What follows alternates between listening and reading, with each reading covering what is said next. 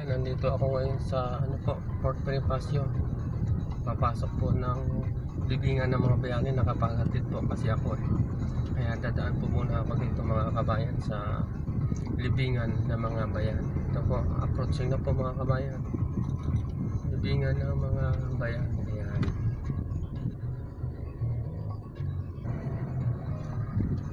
Dito na ako ngayon mga kabayan sa loob ng libingan ng mga bayani kabayan. Ikot-ikot muna ako dito mga kabayan.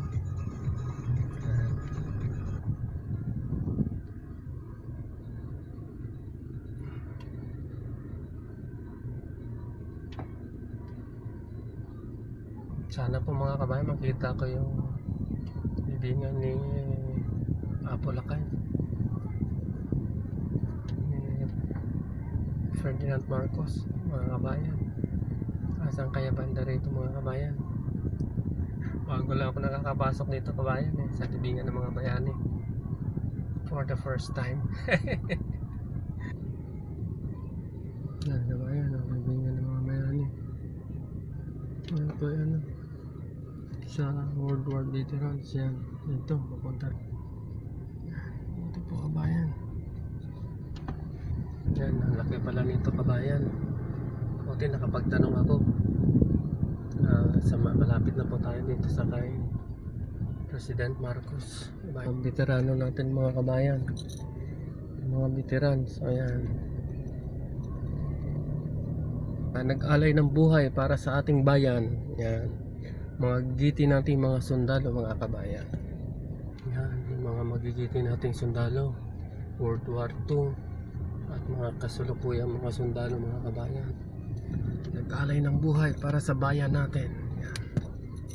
President ng ating bayan. Yan.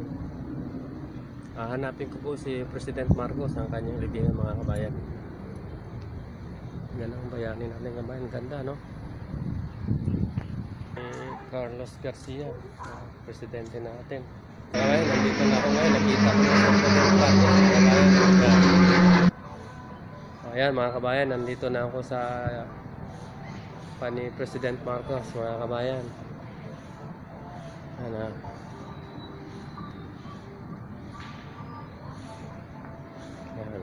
Ferdinand Edralin Marcos, one of the greatest president of the Philippines mga kabayan.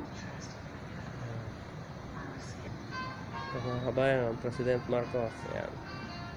Kabayan, ikot-ikot muna ako dito mga kabayan.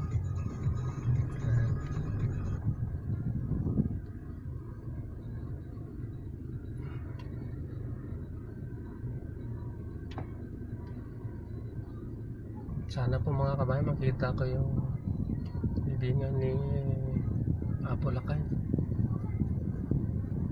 ni Ferdinand Marcos mga kabayan.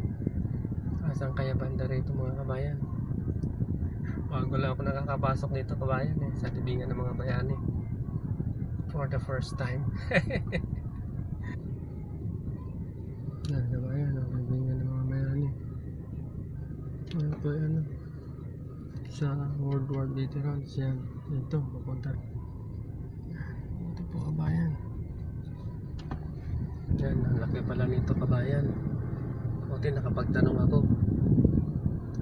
Malapit na po tayo dito sa kay President Marcos. Ang veterano natin mga kabayan, mga veterans. Ayan, nag-alay ng buhay para sa ating bayan. Yan, mga giti nating mga sundalo mga kabayan. Yan, yung mga magigiti nating sundalo World War II at mga kasulukuyang mga sundalo mga kabayan. Nag-alay ng buhay para sa bayan natin. Yan. President ng ating bayan. Yan. Hanapin ko po si President Marcos ang kanyang libingan mga kabayan. Yan ang bayani natin kabayan. Ganda no?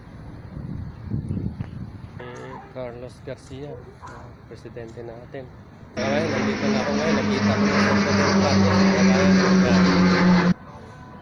Ayan mga kabayan, nandito na ako sa ni President Marcos mga kabayan. Ano?